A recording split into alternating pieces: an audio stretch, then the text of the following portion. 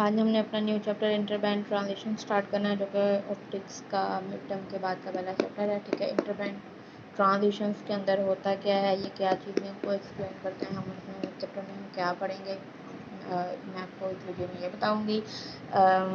आगे देखी जाएगी जो भी बताना जो भी आएगा। खैर, पिछले चैप्टर में ना हमने अब्जॉर्प्शन पढ़ी थी। ठीक है, अब्जॉर्प्शन के अंदर हम लोगों ने मतलब देखा था कि एक इलेक्ट्रॉन के ऊपर जो है ना वो एक फोटोन जो है फॉल करता है, कोई लाइट फॉल करती है, वो उसकी एनर्जी को ऑब्जॉर्व करते हैं, वो एक एक्साइटेड स्टेट में चले जाते हैं। ठीक है, अब यहाँ पर उसी चीज़ को एक्सप्लेन किया गया है कि उस एब्जॉर्प्शन की वजह से जो है हमारे पास अगर कोई इलेक्ट्रॉन जो है वो वैलेंस बैंड में पड़ा है, ठीक है, तो वो वैलेंस बैंड के अंदर उस इलेक्ट्रॉन के ऊपर जब लाइट फॉल करेगी वो एनर्जी गेन करेंगे और उसके बाद वो एक्साइटेड स्टेट मतलब कि अपर लेवल यानी कि कंडक्शन बैंड के अंदर चले जाएंगे।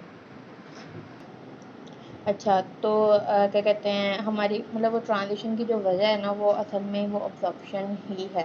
अब क्या कहते हैं, जो हमारे पास इलेक्ट्रॉन एक्साइड होते हैं उसमें ऑप्टिकल ट्रांजिशन होती है, इस बात में तो हमने कर लिया। अब ये है कि होती किधर है ये अब्जॉर्प्शन या फिर ये ट्रांजिशन होती किधर है, वो मैंने आपको बता दिया कि वैलेंस बैंड से कंडक्शन बैंड के अंदर इलेक्ट्रॉन जाते हैं, तो ये इंटर बैंड ट्रांजिशन इस वजह से कहलाती है क्योंकि ये बैंड से बैंड के अंदर ही जाते हैं, बैंड के अंदर ही। जैसे कि ये हमारे पास वैलेंस बैंड है, ये हमारे पास कंडक्शन बैंड है, तो इलेक्ट्रॉन इधर से ही हमारे पास जो है ना वो यहाँ पर आएगा इस तरीके से। तो ये बैंड के अंदर इसको ईजी बोलते हैं, जो दोनों बैंड के दरमियान का जो एरिया होता है उसको हम ईजी बोलते हैं, जिसको बैंड गैप कहते हैं। तो बैंड गैप के अंदर जो ट्रांजिशन होती हैं वो इंटर बैंड ट्रांजिशंस कहलाती हैं। ठीक है, और ये इंटर बैंड ट्रांजिशन जो है ये अब देखें कि ये एक में ऑब्जॉर्प्शन होनी है। ठीक है, लाइट ने इलेक्ट्रॉन पे फॉल करना है और ऑब्जॉर्प्शन होनी है और उसके बाद उसने एक्साइटेड स्टेट में चले जाना है। लेकिन ये सिलसिला इस तरह चलता रहेगा, जो इसका रिवर्स प्रोसेस है जिसमें ये कंडक्शन बैंड से वापस वैलेंस बैंड में आएगा। तो क्या होगा, ये वही बेसिक प्रोसेस जब हमने कहा था कि जैसे कि जब हमने एक्साइट होना होता है तो वो एनर्जी ऑब्जॉर्व करते हैं, जब डी एक्साइट होना होता है उन्होंने लोअर लेवल पे वापस जाना होता है तो वो एनर्जी को जो है वो रिलीज़ करते हैं वहाँ से। ठीक है, कि मतलब जब एनर्जी वो लुमिनेंस की फॉर्म में एनर्जी जो है हमें लाइट की सूरत में हमें नज़र आएगी।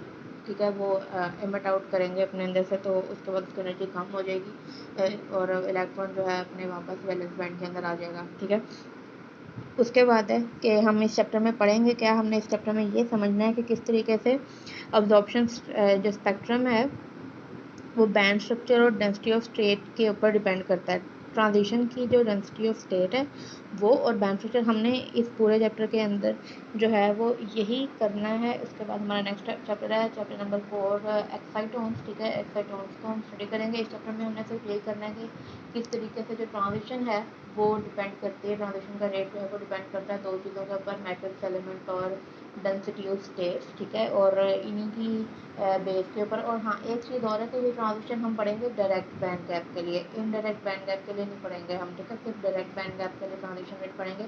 अब हम देखते हैं कि ये ट्रांजिशन रेट होता क्या है। ट्रांजिशन रेट जो है वो मतलब मैं सिर्फ इसका थोड़ा सा रिव्यू दूंगी कि ट्रांजिशन रेट जो है वो सिर्फ हमारे पास वो टाइम है या वो मतलब एक रास्ता जैसे हम कहते हैं ट्रांजिशन हो रही है वैलेंस बैंड से उसने कंडक्शन बैंड में जाना है, तो ये ट्रांजिशन है। अब एक मिनट में या कितने टाइम में कितने इलेक्ट्रॉन्स की ट्रांजिशन हो रही है, कितनी ट्रांजिशन हो सकता है, एक ट्रांजिशन हो रही है, दो ट्रांजिशन हो रही है, जैसे दो इलेक्ट्रॉन्स कंडक्शन बैंड में जा रहे हैं, तीन जा रहे हैं, चार जा रहे हैं और वैलेंस से कंडक्शन बैंड में कितने ज़्यादा ये ट्रांजिशन रेट कहलाएगा। इनिशियल से फाइनल की तरफ जाना हमारा ट्रांजिशन रेट जो है वो निकालेगा कि कितना उसमें वर्क हो रहा है, कितना टाइम लग रहा है। ठीक है, अब क्या कहते हैं, ये इनका जो कॉन्सेप्ट है उसको हम पढ़ते हैं। हमारे पास बैंड थ्योरी और क्या कहते हैं मतलब क्वांटम थ्योरी जो है वो क्वांटम मैकेनिकल थ्योरी, ये हमारे पास इन चैप्टर की बेस है। क्यों? क्योंकि हमने अभी बात की है कि बैंड थ्योरी इस वजह से यहाँ पे इम्पोर्टेंट है क्योंकि वो वैलेंस बैंड से कंडक्शन बैंड के अंदर जाना है। अब इन वैलेंस बैंड और इस कंडक्शन बैंड के अंदर मज़ीद भी बैंड होते हैं और उनके बारे में क्या किस तरीके से ये बैंड्स बनते हैं, क्या बेसिक है, ये हमें बैंड थ्योरी बताती है। ठीक है, तो अब बैंड थ्योरी के अंदर क्या होता है कि वो थ्योरी जो हमें बताएं कि बैंड्स किस तरीके से फॉर्म होते हैं वो बैंड थ्योरी कहलाती है। अब देखो कि इस तरीके से है कि जैसे एक इलेक्ट्रॉन है, ठीक है, हमारे पास आइसोलेशन में हमारे पास एक इलेक्ट्रॉन पड़ा हुआ है। ठीक है, आइसोलेटेड इलेक्ट्रॉन है।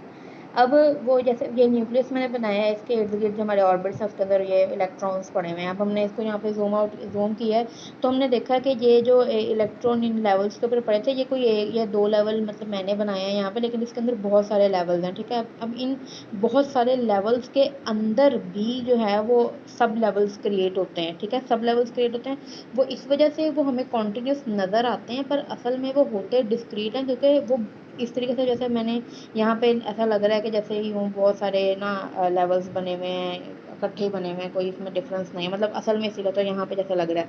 इसको तो मैंने जूम आउट किया ना। अब ये वाली पिक्चर है ना, ये इस चीज़ को एक्सप्लेन कर रही है कि ये टोटल जो है ना, मैंने ये एक एनर्जी लेवल बनाया है, ठीक है। उसके अंदर इतने सारे सब एनर्जी लेवल्स हैं कि वो सब लेवल्स हैं कि वो ऐसा लग रहा है कि वो इतने सारे हैं कि वो ऐसा लगता है कि कॉन्टीन्यूस हैं, पर असल में वो डिस्क्रीट होते हैं।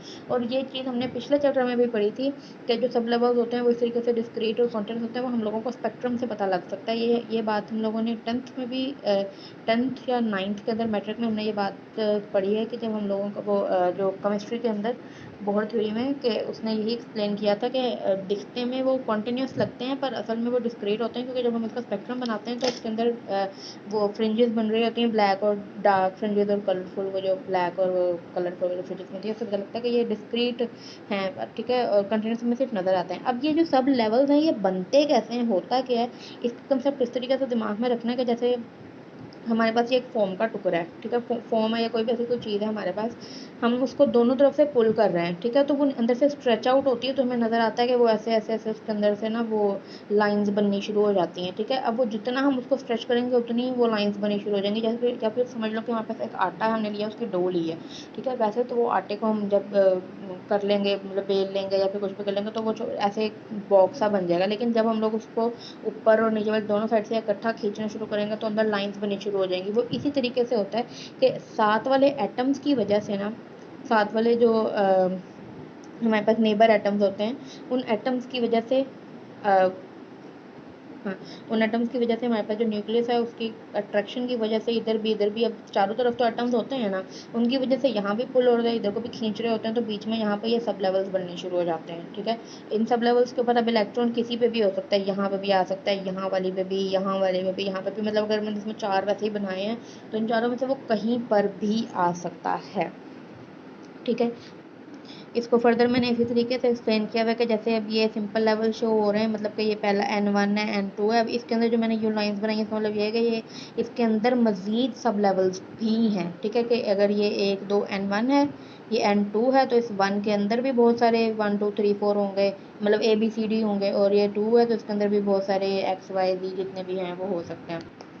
अच्छा, अब ये चीज़ तो हमें समझ में आ गई कि किस तरीके से वो लेवल्स और सब लेवल्स हैं, ये तो बिल्कुल बेसिक बात थी, ठीक है। अब उसके अंदर ये भी एक छोटा सा पॉइंट है कि जब जहाँ पे जिस बैंड में इलेक्ट्रॉन मौजूद होगा, N1 में, N2 में या ABC में या XYZ में है, जहाँ पर भी इलेक्ट्रॉन मौजूद होगा उसको हम अलाउड एनर्जी बैंड गैप कहेंगे। अब अलाउड एनर्जी बैंड गैप वैसे तो बहुत सारे टाइप्स के होते हैं, लेकिन हमने इसके अलावा फ़िलहाल कहीं और पढ़े नहीं है, क्योंकि हमारे काम की ये 2 ही हैं, वैलेंस बैंड और कंडक्शन बैंड।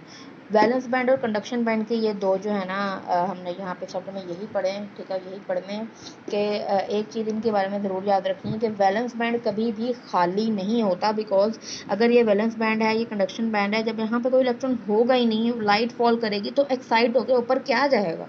जैसे कि अगर ये जगह खाली है तो एक्साइट ऊपर कुछ भी नहीं जाएगा। वो तो फिर अगर यहाँ पर पहले से हुआ तो फिर हो सकता है कि भाई एनर्जी वहाँ पर रिलीज हो और फिर उसको पता है, लेकिन हमेशा जो चीज़ होती है वो स्टार्ट कहाँ से होती है, इनिशियल से स्टार्ट होती है। इसको ग्राउंड लेवल भी बोलते हैं, कि ग्राउंड लेवल से स्टार्ट होगी, इनिशियल से स्टार्ट होगी, फिर ही ऊपर जाएगी। अगर इसमें इनिशियल में कुछ नहीं होगा तो फाइनल में क्या आ जाएगा। तो यही है कि वैलेंस बैंड कभी भी खाली नहीं होता, पार्शली फिल्ड हो सकता है पर खाली नहीं हो सकता। कंडक्शन बैंड खाली हो भी सकता है, और इसी के ऊपर कंडक्शन जो है, हमारी कंडक्शन जो हमारी बिजली की कंडक्शन है, या फिर किसी भी चीज़ की कंडक्शन, हीट की है या किसी भी एनर्जी की कंडक्शन है, वो इस पर डिपेंड करती है, ठीक है। कंडक्शन बैंड खाली हो सकता है, भरा हुआ भी हो सकता है, खाली भी हो सकता है। अच्छा, अब इसका जो अगला कॉन्सेप्ट है, अच्छा ये कॉन्सेप्ट मैं आपको ऑलरेडी बता चुकी हूँ कि जैसे ये वैलेंस बैंड फेल है, ठीक है, यहाँ से ये एनर्जी, फोटोन एनर्जी जो है वो उसको अब्जॉर्ब करेगा और ट्रांजिशन करके फाइनल मतलब के कंडक्शन बैंड के अंदर जाएगा। अब इसकी एक कंडीशन है और वो ये है कि अगर ये यहाँ पे जैसे अब ये मैंने बताया था कि इसकी एनर्जी जो होगी वो हमारे पास ई एफ है, इसकी एनर्जी हम ई आई से कह रहे हैं, ये इनिशियल ये फाइनल, ठीक है। अब अगर इसकी बात करें फाइनल एनर्जी किसके बराबर होगी हमारे पास, जब इनिशियल एनर्जी में हम फोटोन की एनर्जी को ऐड करेंगे, ठीक है, ये है। और इसकी जो कंडीशन है वो ये है कि कंडक्शन बैंड खाली होना चाहिए, ठीक है, कि मतलब अगर हमने यहाँ से ये एनर्जी ऑब्जॉर्व करवा के कंडक्शन बैंड में फाइनल में कुछ भेजना है तो कंडक्शन बैंड का खाली होना ज़रूरी है। ये ना हो कि भाई पहले से ये फिल हो फिर ये कहाँ जाएगा, ये बाहर निकल जाएगा, इस तरह तो नहीं ना होना चाहिए। तो खैर वैलेंस बैंड से कंडक्शन बैंड की तरफ इस तरीके से इसने जाना है। और ये मैंने आपको एनर्जी इसकी बता दी। अब एक चीज़ है ये इस तरीके से भी है कि इंटरबैंड ट्रांजिशन सिर्फ इस मौके पर होगी जब फोटोन की एनर्जी बैंड गैप से ज़्यादा होगी। ये अब देखें कि बैंड गैप की एनर्जी हमारे पास Eg होती है जो इसके बराबर है ये इतनी जगह के, ठीक है। अब अगर फोटोन जो आ रहा है उसकी एनर्जी इतनी है कि भाई यहाँ पर आके इलेक्ट्रॉन गुम हो गया, अब आगे उसके पास एनर्जी नहीं है कि वो ऊपर जाए, तो फिर तो वो यहाँ पे खाली जगह पर रहेगा और उस तरीके से तो उसको कोई फ़ायदा नहीं। और एक और चीज़ है कि अगर वो यहाँ पे खाली जगह पर रहेगा तो क्या होगा, नेक्स्ट चैप्टर में जो हमने एक्साइटोन्स पढ़ने हैं ना वो यहीं से क्रिएट हुए हैं। कि जैसे ये हमारा कंडक्शन बैंड है, इसके नीचे सब लेवल्स होते हैं इस तरीके से, वहाँ पे हम लोग पढ़ेंगे कि इस तरीके से होता है, ठीक है। ये कंडक्शन बैंड है, इसके नीचे यहाँ पर सब लेवल्स होते हैं। जब भी हमारा कोई इलेक्ट्रॉन यहाँ वैलेंस बैंड से ऊपर जाते जाते यहाँ रुक जाता है ना, तो ये इलेक्ट्रॉन और होल का जो एक पेयर बन जाता है यहाँ पे, ये क्योंकि अगर तो ये ऊपर चला गया तो यहाँ होल होगा, यहाँ इलेक्ट्रॉन होगा, ठीक है, अगर ऊपर चला गया। अगर ऊपर नहीं गया, दरमियान में कहीं फंस गया, तो ये इलेक्ट्रॉन और होल की कम्बिनेशन से एक पेयर बनेगा जिसको हम एक्साइटोन बोलेंगे और इसके बारे में हमने नेक्स्ट चैप्टर में पढ़ना है, ठीक है। तो यही बात है कि ये जो ओमेगा है ना, ये ओमेगा फोटोन की एनर्जी ये हमारे बैंड गैप से बड़ी होनी चाहिए अगर हमने ट्रांजिशन करनी है, ट्रांजिशन मतलब उसको कंडक्शन बैंड में भेजना है। और यही वजह है, इसी वजह से क्योंकि ये एनर्जी इससे बड़ी होनी चाहिए, इसी एनर्जी के बड़े होने की वजह से हमारे पास कॉन्टिन्यूस स्पेक्ट्रम आता है। तो बैंड गैप है हमारे पास। अच्छा, ये कॉन्टिन्यूस एनर्जी स्पेक्ट्रम जो है वो ट्रांजिशन का बनेगा, ये उसकी बात हो रही है, ठीक है। डायरेक्ट और इनडायरेक्ट जो है ना, ये दो टाइप्स के हमारे पास बैंड गैप आएंगे। डायरेक्ट बैंड गैप को हमने इस चैप्टर के अंदर ये ट्रांजिशन रेट है वो स्टडी करना है। डायरेक्ट बैंड गैप में क्या होता है कि जो k इक्वल टू 0 है, ठीक है, वहाँ पर क्या होता है हमारे पास कंडक्शन बैंड का मैक्सिमम आता है, ठीक है, कि यहाँ पर ट्रांजिशन हो रही है, ये इतनी जो ये जगह है, यहाँ पर फोटोन का वो लाइट यहाँ पे इलेक्ट्रॉन पड़ा है, ठीक है, यहाँ पे आके वो इधर स्टे कर जाएगा, ये Eg है। तो यहाँ पे मैक्सिमम कंडक्शन बैंड जो है ना वो k इक्वल टू 0 पे होता है। इस पे जो है वो इसका जो मैक्सिमम है ना वो यहाँ पर हो रहा होता है। हालांकि k इक्वल टू 0 यहाँ पर है, तो हम कह सकते हैं भाई कि कंडक्शन बैंड जो है वो k इक्वल टू 0 के ऊपर मैक्सिमम नहीं होता, ठीक है, वो के नॉट इक्वल टू 0 के ऊपर मैक्सिमम होता है। और इसके अंदर एक और चीज़ है कि इंडायरेक्ट बैंड गैप के अंदर फोटोन की एमिशन होती है, ठीक है, इसके अंदर हम अब्जॉर्प्शन करते हैं, इसके अंदर एमिशन करते हैं। अब जो नेक्स्ट टॉपिक है वो हमारा होगा ट्रांजिशन रेट।